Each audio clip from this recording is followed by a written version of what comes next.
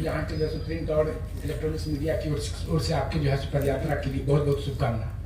दूसरी बात है कि जो आप सर यहाँ जो है 15वां महीना आपका जो है चल रहा है, 16वां महीना, 15 महीना 2 दिसंबर को पूरा हो गया, 16वां महीना चल रहा है। इसमें सर सरकार की अरबों खरबों की योजना चली है, बिहार सरकार की, केंद्र सरकार, दोनों की मतलब टाइम में आपको क्या लगा जो किस तरह की योजनाओं का लोगों के पास पहुंचा होगा इसका लाभ? नहीं, देखिए, अगर योजना स्पेसिफिक अगर आपको बात करनी है तो केंद्र सरकार की 4 बड़ी योजनाएं चल रही हैं अभी जमीन पर।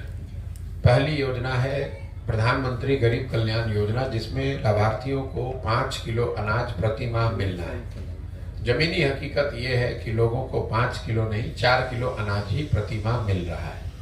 ऐसा इसलिए है कि प्रखंड के स्तर पर जो अनाज आता है प्रधानमंत्री गरीब कल्याण योजना में, उसमें करीब करीब 20% की चोरी होती है।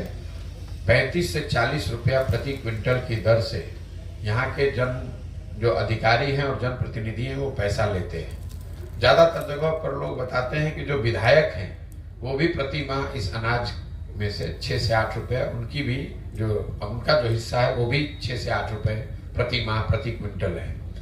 इस चोरी की वजह से 35 से 40 रुपये प्रति क्विंटल का जो चोरी हो रहा है, उसी वजह से लाभार्थियों को 5 किलो नहीं 4 किलो अनाज ही बिहार में मिल रहा है। दूसरी जो केंद्र सरकार की बड़ी योजना है वो है आवास योजना, प्रधानमंत्री आवास योजना, जिसको गांव देहात में लोग इंदिरा आवास योजना के नाम से जानते हैं। ज्यादातर इसके जो लाभार्थी हैं वो अभी भी इंदिरा आवास योजना वाले ही हैं। प्रधानमंत्री आवास योजना के लाभार्थियों की संख्या करीब करीब नगण्य है, लेकिन जिन लोगों को भी इसका लाभ मिला है, जिसमें 1,40,000 रुपया आवास बनाने के लिए मिलना है, उसमें भी 25,000 से 40,000 रुपये तक लोगों को घूस देना है, तभी उनको इंदिरा आवास, प्रधानमंत्री आवास का योजना का लाभ मिल सकता है।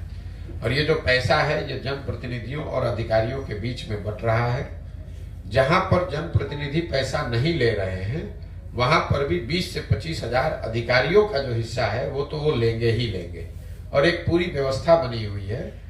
प्रधानमंत्री आवास योजना में आपका नाम अगर लिखा जाना है लाभार्थी के तौर पर तो उसके लिए 1,000 रुपया लगेगा।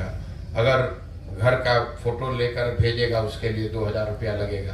पहली किस्त जारी होगी तो उसमें 10,000 रुपया लगेगा। एक व्यवस्था बनी हुई है। तीसरी केंद्र सरकार की बड़ी योजना है स्वच्छ भारत अभियान की, जिसमें लाभार्थियों को 12,000 रुपया शौचालय बनाने के लिए मिला है। 2-3 बरस पहले बिहार के ज्यादातर पंचायतों को ODF घोषित कर दिया गया। जो जनप्रतिनिधि हैं और अधिकारी हैं उन्होंने लिखकर सर्टिफाई किया कि बिहार में ज्यादातर पंचायत ODF हो गए। सच्चाई जमीनी हकीकत यह है कि शायद ही कोई ऐसा गांव है जहां खुले में शौच आज भी जीवन की सच्चाई नहीं है। ऐसा इसलिए है कि शौचालय की इस योजना में 2,000 रुपये प्रति शौचालय अधिकारियों ने पैसा लिया और लाभार्थियों को जो पैसा जारी किया गया 10,000 रुपया, वो भी एक ही शौचालय के साथ फोटो खिंचाकर 4 लाभार्थी 5 लाभार्थियों को जारी कर दिया गया। किसी ने इसकी चिंता नहीं की कि एक्चुअली में शौचालय बने कि नहीं, उसका उपयोग हो रहा है कि नहीं। तो ये पूरा ODF जो है वो कम से कम बिहार में जितने 12 जिलों में मैं गया हूँ कंप्लीटली फार्स है।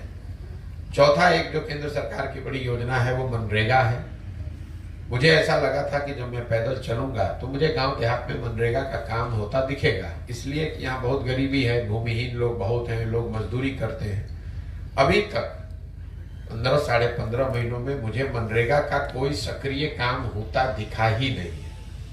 लोग जरूर ये बताते हैं कि भैया ये मिट्टी भरा गया है मनरेगा में, या ये वृक्ष लगाया गया है मनरेगा में, या पंचायत भवन या आंगनबाड़ी का जो केंद्र है उसको मनरेगा के मजदूरों की मदद से बनाया गया है, लेकिन मनरेगा का कोई सक्रिय काम होता मुझे अभी नहीं दिखा है। जब उसको मैंने आंकड़ों में देखा तो पता चला कि पिछले वर्ष मनरेगा में बिहार सरकार का यूटिलाइजेशन है 39%। मतलब अगर 100 रुपया मनरेगा के लिए दिल्ली से आ सकता था बिहार के लोगों के लिए, तो 60 रुपया 61 रुपया तो हम लोग लेकर ही नहीं आए, वो पैसा दिल्ली में सरेंडर हो गया।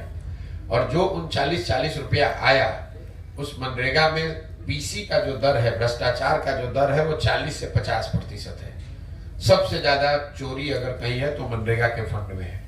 तो कुल मिला जुलाकर 100 रुपया के बजाय जमीन पर 20-25 रुपया ही मनरेगा के तहत पहुंचा है। ये 4 केंद्र सरकार की बड़ी योजनाओं की जमीनी हकीकत है।